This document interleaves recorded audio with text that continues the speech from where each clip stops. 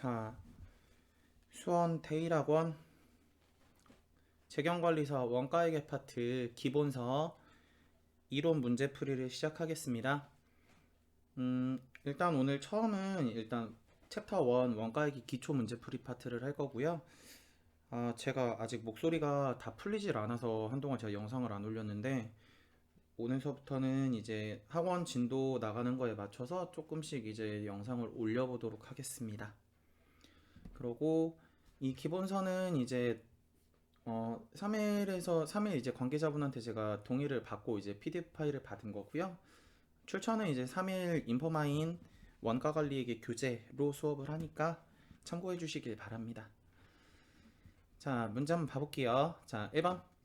회계란 기업의 경제활동의 화폐 단위로 측정, 기록, 분류하여 전달함으로써 정부 이용자들이 합리적인 의사결정을 할 수 있는 서비스 활동이다.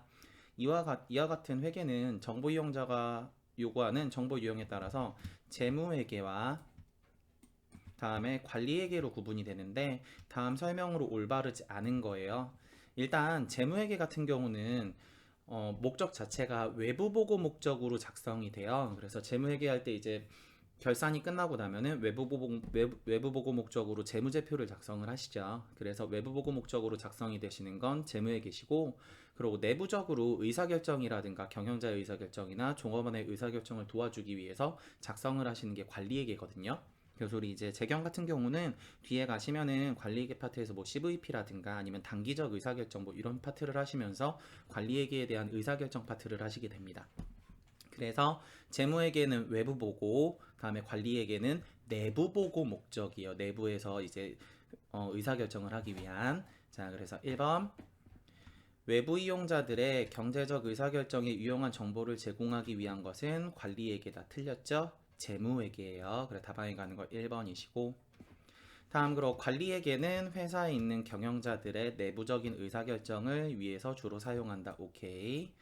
다음 그러고 3번 재무회계의 기준이 되는 준거 기준으로는 한국채택국제회계 기준, 흔히 이제 KIFRS라 그러시죠. 그리고 일반기업회 기준이 있다. 오케이 맞고요. 다음 그러고 재무회계는 과거지향적이며, 그래서 재무회계를 이제 아직 우리 학원은 진도를 안 나갔는데 재무회계 전산세무나 이런 거 배워보셨던 분들이니까, 그런 거 배워보신 분들이나 아니면 영상을 보시는 분들은 재무회계에서는 과거에 발생한 사건의 결과로서 미래의 경제적 효익을 불러올 수 있는 것들, 혹은 미래에 돈이 유입될 수 있는 것들을 우리가 흔히 자산이라 그러시죠. 그래서 그렇게 부채도 마찬가지로 과거의 사건의 결과로서 미래의 회사의 경제적 이제 지출이 발생할 수 있는 그런 상태가 이제 부채라 그러시죠. 그래서 과거지향적이며 객관성을 강조한다. 오케이 맞는 얘기입니다. 그래 답안에 가시는 거 1번이시고요. 다음 2번 가볼게요.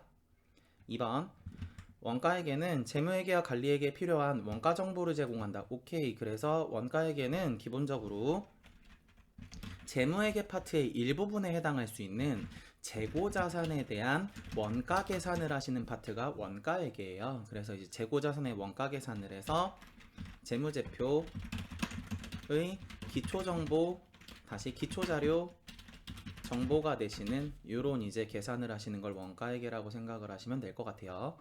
그래서 다음 중 원가회계 제공과 정보와 거리가 가장 먼 것은 1번 제조와 영업활동 등에 대한 원가 정보를 제공하며, 자, 제가 자료 정보 제공한다 그랬죠. 합리적인 의사결정을 위한 기초자료를 제공한다. 오케이. 그래서 제가 기초자료 정보라고 지금 방금 얘기를 드렸고, 다음 회사의 모든 자산과 부채에 대한 평가를 제공한다. 회사의 모든 자산과 부채는 아니에요. 기본적으로 제가 방금 설명드렸던 것처럼 원가회계는 재고자산에 대한 원가를 계산을 하시는 거예요. 되셨죠? 그래서 모든 자산은 아닙니다. 그래서 답안에 가시는 거 2번 틀리셨고, 다음 3번 외부 공표용 재무제표에 계상될 매출원가와, 그래서 이제 원가회계 처음 파트 하실 때 요소별 원가 계산을 하시게 되면은 제품티 계정에서 매출원가가 발생을 하시죠. 그리고 기말재고자산의 평가 근거 자료가 된다. 그래서 기말제공품이라든가 기말제품 등을 계산하실 수가 있죠. 오케이 맞고요. 4번 경영자와 종업원은 회사의 내부에 들어있는 이제 의사결정에 필요한 사람들이시죠. 이해관계자들, 내부 이해관계자들. 그래서 활동의 성과를 평가하기 위해 기본적인 정보를 제공하실 수 있습니다. 그래서 이제 나중에 뒤에 가시게 되면은 관리회계 파트에서 분권화 얘기를 하시면서 뭐 이익 중심점이라든가 아니면 이제 뭐 판매 중심점이라든가 원가 중심점이라든가 이런 얘기를 하시면서 성과 평가 얘기를 하실 거예요. 그래서 답안에 가시는 거 2번이에요. 다음 3번 한번 가볼게요. 3번 원가액의 한계점이 아닌 것은 어떤 것일까요? 1번 비화폐성 정보와 질적 정보는 제공하지 못한다. 기본적으로 원가에게는 그 물건을 만들어내는 원가가 얼마인지 계산하시는데 초점이 맞춰져 있어요. 관리에게는 이제 성과평가라든가 아니면 그런 의사결정 파트에 맞춰져 있는데 원가 회계라는 거는 재고자산을 만들었을 때 그 재고자산의 원가가 얼마인지 그 계산을 하는데 포인트가 맞춰져 있기 때문에 화폐성 정보로서 그 원가가 측정이 되시는 거예요. 돈이 얼마인지, 이 재고자산의 돈이 얼마인지 측정을 하시는 거니까. 그래서 비화폐적인 정보는 표시가 안 됩니다. 1번 맞고요. 2번 객관적으로 측정 가능한 회계 자료를 기초로 수익과 비용을 인식한다. 아니에요. 제가 위에서 지금 방금 뭐라 그랬었냐면은 2번 설명드릴 때 재고자산에 대해서 기초 정보 자료를 제공할 수 있다 그랬었죠. 그러다 보니까 재고자산을 만들었을 때 그 재고자산이 얼마인지 그거에 대한 측정을 하시는 거지 수익과 비용을 인식하시는 건 아니에요. 조금 넓게 봐줘서 재고자산에 대해서 원가가 결정되시면은 그걸 가지고 매출 원가를 보실 수가 있으니까 비용의 일부분을 볼 수 있다. 이러면은 오히려 뭐 맞다 정도 생각해 볼 수 있는데 수익이란 말이 나오자마자 답은 아닙니다. 답안에 가시는 거 2번 틀리셨고요. 비용도 전체적인 비용을 보시는 게 아니에요. 매출 원가에 관련된 그런 비용 정도만 파악을 하실 수 있는 거지 800번대에 들어가시는 뭐 운반비라든가 전산세무가 기본적으로 돼 있는 상태라고 저는 생각을 하고 설명을 드려요. 전산세무나 전산회계 하실 때 코드 중에 800번대 코드, 판매비와 관리비 이런 거 있으시죠? 그런 거라든가 아니면 900번대 코드, 영업의 비용이 있으시죠? 그런 비용은 원가회계에서 계산이 되시는 게 아니에요. 되셨죠? 그래서 전체적인 수익과 비용 그럼 틀립니다. 다음 3번 경영자의 목적에 따라서 다양한 회계 절차를 적용해야 되는 어려움이 있다라고 적혀 있으시죠? 경영자가 회사에서 원가를 측정하실 때 어떻게 측정할 거냐에 따라서 이제 측정하는 방법이 조금씩 달라지실 수가 있기 때문에 적용하시는 어려움이 있으실 수 있고요.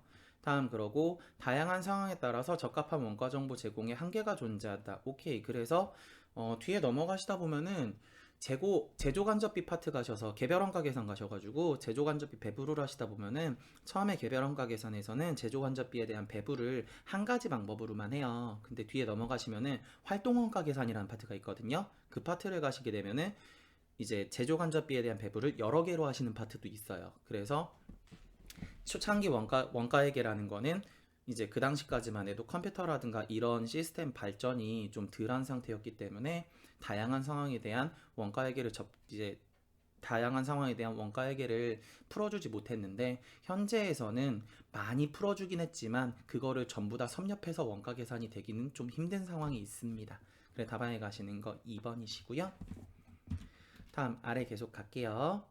4번 다음 중 원가회계의 한계점 등에 대한 설명으로 올바르지 않은 것은 1번 원가회계가 제공하는 정보는 화폐 단위로 표시되는 계량적 자료로서 제가 위에서 비화폐성은 안 된다 그랬죠. 그래서 비화폐성 정보와 질적 정보의 제공은 하지 못한다. 오케이 맞고요.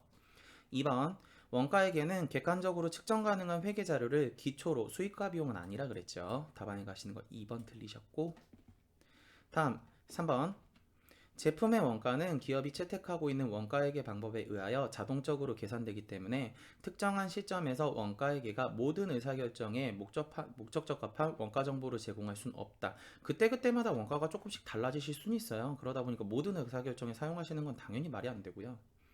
다음 4번 뭐 저거는 이런 얘기해주셔도 맞아요.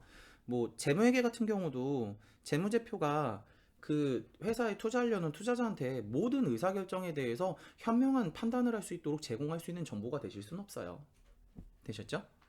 다음 4번 경영자는 어떠한 의사결정을 할 때 원가회계가 제공하는 정보가 그 의사결정에 부합되는 정보인지 여부를 사전에 충분히 검토해야 된다. 오케이. 그러다 보니까 이거는 이제 원가회계 말고도 재무회계도 방금 전에 말씀드렸던 재무회계 재무제표도 투자자가 그 재무제표를 보고 이제 회사에 투자를 하려고 의사결정을 할 때는 본인이 알고 있는 회계 지식을 대입해서 그 재무제표가 뭐 본인이 투자를 했을 때 이로운 정보가 될 수 있는지 그런 판단은 하실 수가 있으셔야 돼요. 그러다 보니까 경영자도 원가회계를 봤을 때 혹은 뭐 관리회계를 할 때 사전에 그 정보가 본인한테 충분히 의사결정에 적합한 이제 의사결정을 내릴 수 있는 정보인지 판단하실 수 있는 사전적 검토는 당연히 필요합니다. 그래 답안에 가시는 거 2번이시고요. 다음 아래 계속 가볼게요. 5번. 다음 중 원가의 일반적인 특성에 해당하지 않는 것은 1번 경제적 가치를 가지고 있는 요소만 원가가 될 수 있다.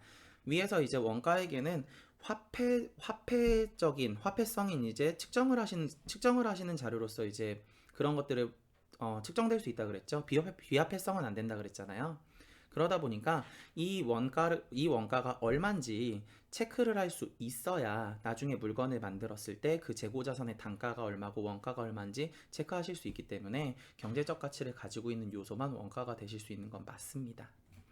다음 2번 발생한 제조원가 중 기업의 수익 획득에 아직 사용하지 않은 부분은 자산으로, 다음에 수익 획득에 사용한 부분은 비용으로서 재무제표에 계상된다. 이건 이제 뭐냐면은 회사가 물건을 만들었어요. 그래서 제품이 만들어지게 되면은 아직 팔지 않았으면은 회사 안에 남아 있겠죠. 그러다 보니까 판매하지 않은 물건에 대해서는 회사의 자산으로 남아 있는 상태인 거고, 그 물건이 팔리게 되면은 그때 매출 원가로서 변경이 되면서 손익계산서의 비용으로 잡히실 거예요.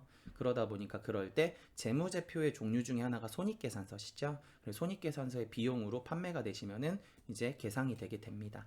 여기서 말하는 수익 획득이라는 거는 물건을 팔았다는 얘기예요, 쉽게. 그래서 답안에 가시는 거 2번 맞아요. 다음 3번 수익 획득 활동에 필요한 물품이나 서비스를 단순히 구입하는 것만으로는 원가가 되실 수 없어요. 되셨죠? 왜 그러냐면은 예를 들어서 회사에서 물건을 만드는 재료인 원재료를 사오시게 되면은 원재료를 사오잖아요. 그러면은 바로 그걸 소비하는 게 아니라 원재료를 창고에 쌓아놔요.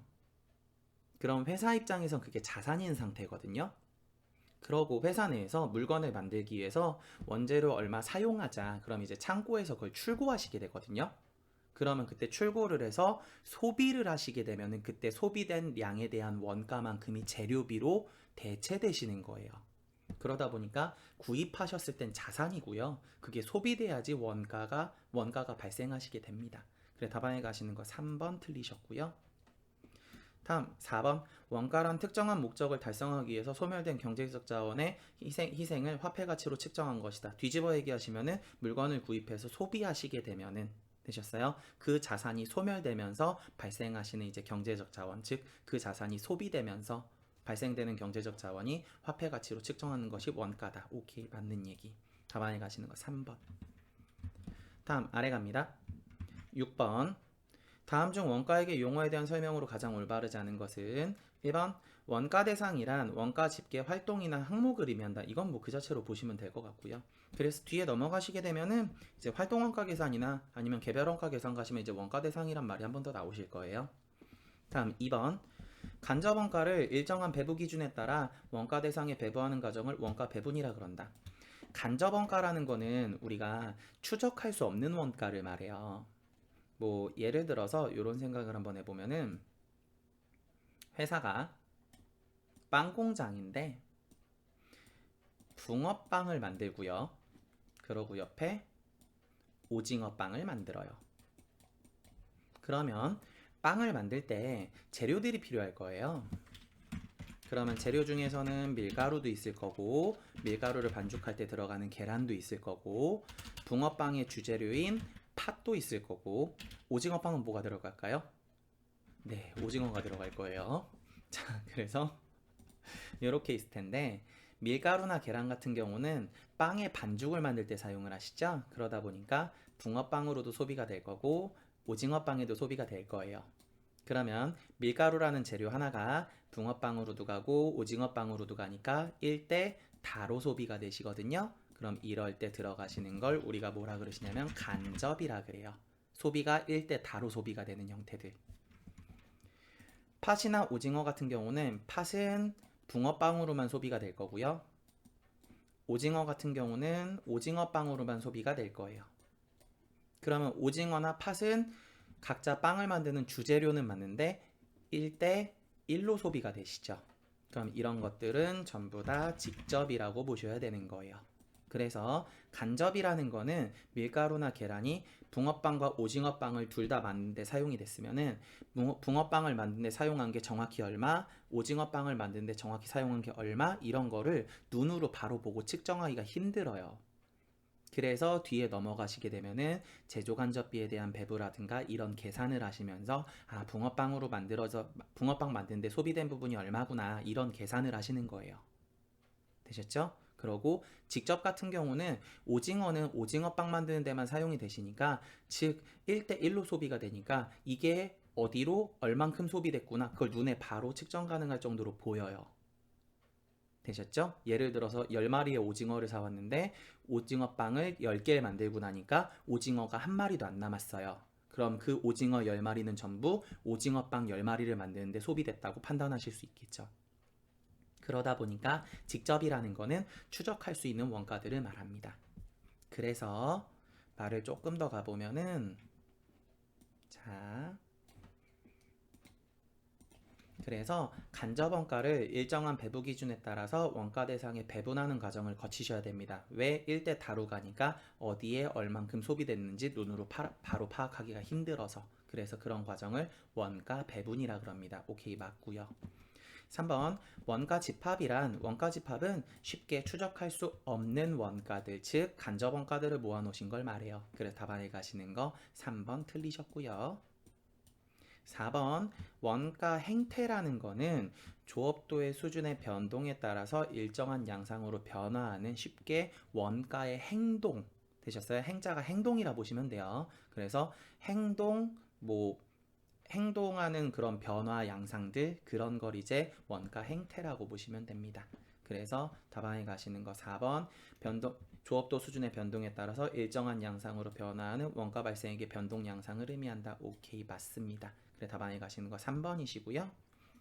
다음, 그러고 조금 이제 여담 설명해드리면은 원가 행태에 따른 분류로 그래서 들어가시는 게 흔히 변동비와 고정비가 있으신 거예요. 되셨죠? 이걸 다른 말로 조업도에 따른 분류라고 얘기하시기도 하고요. 제 목소리가 안 나와가지고 조금씩 잠기는데 죄송해요. 자, 아래 계속 가볼게요. 7번 갑니다. 7번. 다음 설명과 관련된 원가액에 대한 용어로 가장 옳은 것은, 처음 해보시게 되면은요, 직접적인 대응이나 간접적인 원가 배분 방법에 의한 측정을 통하여, 여기죠, 원가가 집계되는 활동이나 항목. 되셨어요? 그래서 위에서 방금 뭐라 그랬었냐면은 그 원가가 집계되는 활동이나 항목을 원가 대상이라 그랬었죠. 그래서 답안에 가시는 거는 1번. 다음 아래 갑니다. 다음 중 원가의 분류 방법과 그 내용이 바르게 연결되지 않은 것은 1번 원가 행태에 따른 방법. 제가 방금 위에서 변동비, 고정비 얘기했죠? 1번 맞고요. 추적 가능성에 따른 분류도 위에서 방금 얘기했죠? 제가 붕어빵, 오징어빵 그리면서. 그래서 1대1로 가서 어디로 얼만큼 간지 추적 가능한 걸 직접, 다음에 1대 다로 가서 어디로 얼만큼 소비됐는지 눈으로 추적 불가능한 게 간접. 오케이, 맞고. 의사결정의 관련성에 따라서 의사결정에 관련이 있으시면 관련 원가라 그러시고요. 관련이 없으시면 비관련 원가라 그래요. 되셨죠? 그래, 답안에 가시는 거 3번 틀리셨고요. 3번은 관련 원가, 비관련 원가 이렇게 보시는 게 맞고요. 다음 4번 통제 가능성에 따른 분류로서 회사가 혹은 제조부서에서 직접 통제 가능하다. 이거는 내가 줄이려고 맘먹으면 줄일 수 있다. 이런 것들은 통제 가능 원가. 다음에 통제 불능. 이거는 내가 줄이려고 맘먹어도 못 줄인다. 그런 것들은 이제 통제 불능 원가. 되셨죠? 답안에 가시는 거 4번 맞습니다. 됐죠? 여담 얘기 하나 해드리면은, 제가 이제 수업 중에 가끔 하는 얘기인데, 제 수업과 관련돼서 통제 가능 원가, 통제 불능 원가 이런 얘기는 어떤 거랑 비슷하냐면은, 이런 생각하시면 돼요. 제가 학생들한테 프린트를 이제 주기 위해서 프린트 인쇄 버튼을 한 1000장 눌렀어요. 근데 1000장을 인쇄하다 보면은 한 장 정도는 프린터에 걸려서 종이가 찢어지거나 구겨질 수 있잖아요. 그때 제가 인쇄를 막 보다가 지금쯤이면 걸릴 것 같은데 멈춰야지 라는 거는 현실적으로 가능할까요? 불가하겠죠. 그런 게 통제 불능원가예요. 그러고 통제 예를 들어서 통제 불능원가 같은 경우는 그 종이 찢어진 건 낭비될 거 아니에요. 그런 게 이제 통제 불능원가라고 보시면 되고, 그러고 제가 그 프린트가 인쇄가 나온 것들을 이제 들고서 학생들한테 주려고 계단을 막 이렇게 올라가다가 실수로 넘어져서 제가 촐랑거려가지고 넘어져가지고 프린트를 딱 엎었는데 하필이면 제가 그 프린트를 발로 밟은 거예요. 그러면 그 프린트는 못 쓰겠죠. 막 발자국도 나고 그럴 거니까 조금만 제가 조심했으면 안 넘어질 수도 있지 않았을까요? 그런 것들이 통제 가능 원가라고 보시면 돼요. 되셨어요? 그 프린트도 결국 못 쓰게 됐으니까 낭비된 부분이겠죠.